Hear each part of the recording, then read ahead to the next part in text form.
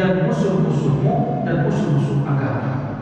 Jadi objeknya kepada yang memang berbeda agama, sehingga motif dari peperangan tadi itu adalah berkaitan dengan agama, bukan berkaitan dengan di luar agama.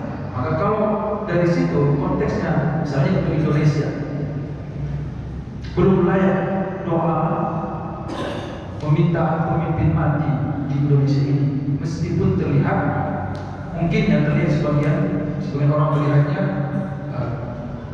tidak berkeadilan sosial, misalnya terjadi banyak kesenjangan sosial, tidak menyentuh semua aspek masyarakat, hanya berpihak kepada golongannya saja, hanya berpihak kepada mafia saja misalnya.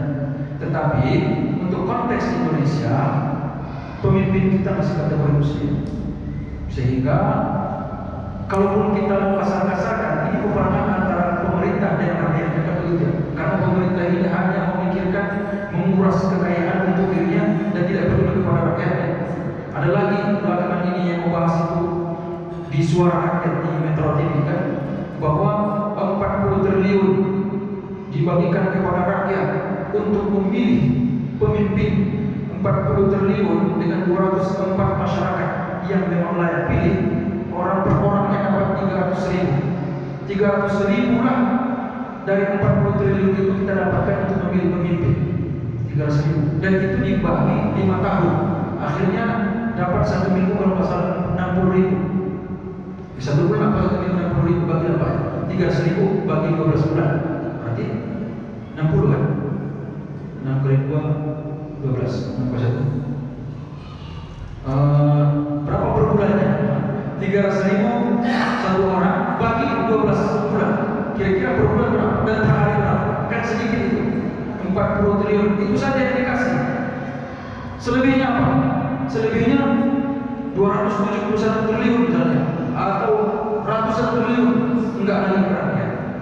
Itu salah satu dari ucapan yang ikut dalam perdebatan itu kan. Jadi seolah-olah perang antara pemerintah dengan rakyat disamping karena tidak berkeadilan kepada rakyat. Tapi kategorinya masih seolah-olah. Dan kalau dianggap perang, dia tidak berkaitan dengan pertahanan agama atau mempertahankan agama, sehingga tidak layak mendoakan mati kepada pemimpin kita saat ini.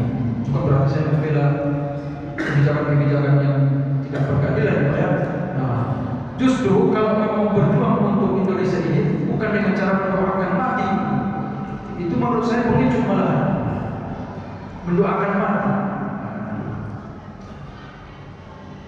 Emangnya kalau pemimpin dengan doa kita tadi, pemimpin kita saat ini misalnya mati, kira-kira masalah itu sudah selesai belum? Tambah masalah. Apa masalahnya? Kalau suatu negara tidak punya kepemimpinan, tentu sudah diambil alih oleh mafia. Terjadi hukum rimba, siapa yang paling kaya dia yang mengelola. Itu kan? Ini saat ini yang terjadi seperti itu di Syria. Basar-basar melarikan diri, tidak ada pemimpin. Jadi siapa yang punya kekuasaan di Syria itu, akhirnya mereka yang mengambil alih kepemimpinan. Untung saja yang satunya mengambil alih kepemimpinan yang agamanya bagus. Alhamdulillah, untung saja begitu. Tapi bayangkan di Indonesia kita capek berdoa, Tuhan wafatkan mereka, laknat mereka, pemimpin-pemimpin di Indonesia yang boleh ini, tiba-tiba terkabul, mati. Kira-kira siapa yang siap untuk mengelola negara ini secara spontan? Sedangkan kita punya pemimpin saja tidak terlalu kuat untuk mempertahankan kedaulatan bangsa. Jadi bagaimana caranya? Bukan begitu caranya. Ya caranya tetap aja mengutarakan kebenaran, ungkap kebenaran, supaya dibaca oleh banyak orang. Dan kalau mau menggulingkan misalnya revolusi contohnya, suatu waktu revolusi atas dasar kebenaran itu tadi, bukan mendoakan mati, karena tidak pernah terjadi di masa Nabi, ya, di masa sahabat. Para ulama juga tidak pernah menganjurkan untuk mendoakan mati orang-orang Islam atau pemimpin, meskipun dia boleh. Yang ada orang musyrik, kafir. Bahkan dicontohkan oleh Rasulullah SAW sewaktu beliau berangkat ke negeri Taif saat itu untuk berdakwah, beliau diusir.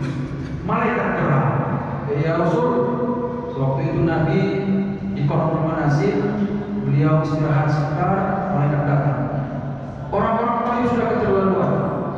Tidak hanya menyebut kita, tidak hanya mengusirmu dari tempat mereka, bahkan melemparimu dengan fosil-fosil, dengan kayu-kayu, dengan tulang-tulang hewan, dilempari sampai berdarah-darah. Kalau kau setuju, biar ku matikan mereka. Kau sebatas dicabut nyawa, ditimpakan dengan bunuh-bunuh, kata mereka.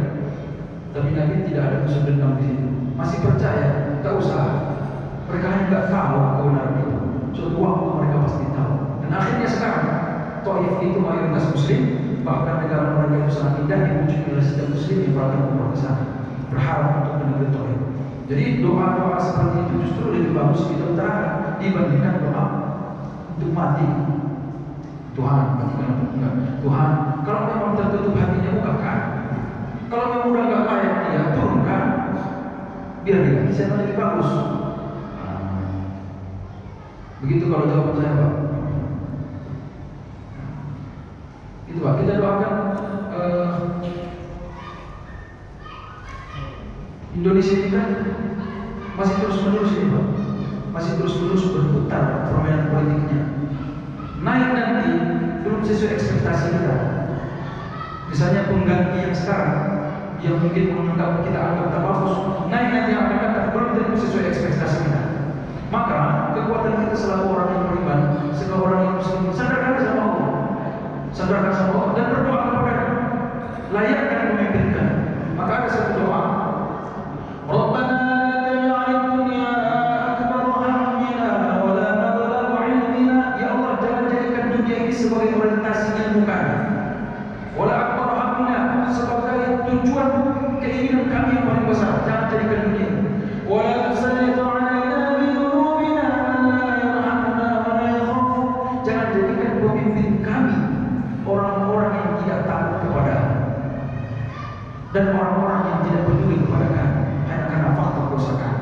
Jadi di situ doa itu, Pak, agar tidak dijadikan pemimpin saja. Dan kalau sudah jadi pemimpin, dia agar digantikan saja, bukan untuk supaya dimatikan.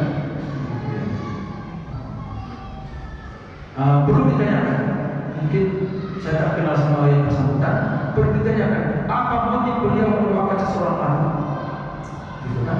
Jangan-jangan karena faktor emosi, atau dorongan dendam, dorongan tidak suka yang terpancing emosi tadi, yang bukan dari jalan lurus pemikirannya. Nah, kalau karena itu nanti gak orang kita. Jadinya kebencian kan, karena faktor kebencian. Bukan berarti saya mendukung ya, jangan salah mengerti juga, Pak. Bukan soal kezaliman tadi. Tapi sikap kita selaku orang yang beriman, sikap kita selaku orang yang beriman itu kita sadarkan semua kepada Allah. Jangan tumbuhkan lemah hati, jangan tumbuhkan putus asa. Begitu juga sebaliknya, jangan tumbuhkan amarah. Oke, saya sampaikan lagi hadis. Man ra'a minkum munkaran falyughayyirhu bi yadihi, fa in lam yastati' fa bi lisanihi, wa in lam yastati' fa bi qalbihi. Itulah kemampuan kita. Bila kalian melihat kemungkaran, maka upayakan untuk menggantikannya dengan kekuasaan yang kalian punya. Kita nggak punya kekuasaan. Kalau begitu, dengan lisan. Lisan itu ada beberapa kategori. Ucapkan hal-hal baik, nasihatin misalnya, atau demonstrasi, artinya utarakan apa kita ada, utarakan protes kita, kritik kita dan seterusnya. Artinya mengutarakan. Nah, untuk saat ini tidak hanya sebatas ucapan, tulisan, tidak hanya lidah doang. Kita bisa dengan tulisan, sebab media sekarang banyak, tidak hanya dengan lidah, tapi juga tulisan. Nah, itu juga karena tidak mampu, ya sudah, kita kepada yang paling rendah, pada qalbi, dengan hati kita. Artinya kita doakan supaya berbuat baik pemimpin ini. Kalau memang tak baik, turun. Yang berikutnya, kita tidak termasuk yang mendukung dia.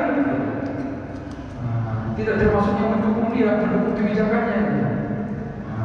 Nah, yang parah di Indonesia ini terutama, malah tidak mampu merubah lewat kekuasaan, tak juga mampu merubah lewat lisan, tak mampu merubah lewat hati, malah condong pula ikut dia sama orang tersebut. Itu masalahnya. Untuk apa? Demi jabatan kan, supaya dapat bagian. Alhamdulillah. itu parahnya. Nabi, saya sampaikan, ada cerita kolonik namanya Pak. Cerita orientalis. Dari sinilah kemudian dijadikan hujjah atau sebagai dalil. Kita boleh seolah-olah mendukung pihak yang salah untuk mempertahankan yang paling besar. Nah, begini ceritanya. Nabi Muhammad SAW 2 tahun sebelum hijrah ke kota Madinah menganjurkan agar sahabat-sahabatnya sekitar 80 orang untuk hijrah ke Abyssinia atau negeri Habasyah, menyelamatkan diri. 3 bulan mereka berada di sana, tentu rindu kepada Makkah. Tidak hanya sebatas rindu kepada keluarganya di Makkah. Memang saat itu Abyssinia konflik, pihak oposisi tidak setuju dengan kepemimpinan Raja Najasyi. Akhirnya mereka mau menjatuhkannya. Jadi wilayah itu sudah tidak nyaman dan tidak aman untuk berdagang. Jangankan kepada pendatang, orang sekitar pun tidak aman kalau terjadi konflik kan begitu. Akhirnya mereka ingin pulang.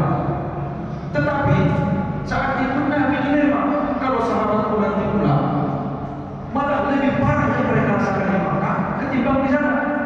Tapi kalau mereka tidak pulang, belum tentu juga aman di negara sana. Apa yang harus saya buat? Makanya Nabi menyampaikan kepada orang-orang kafir.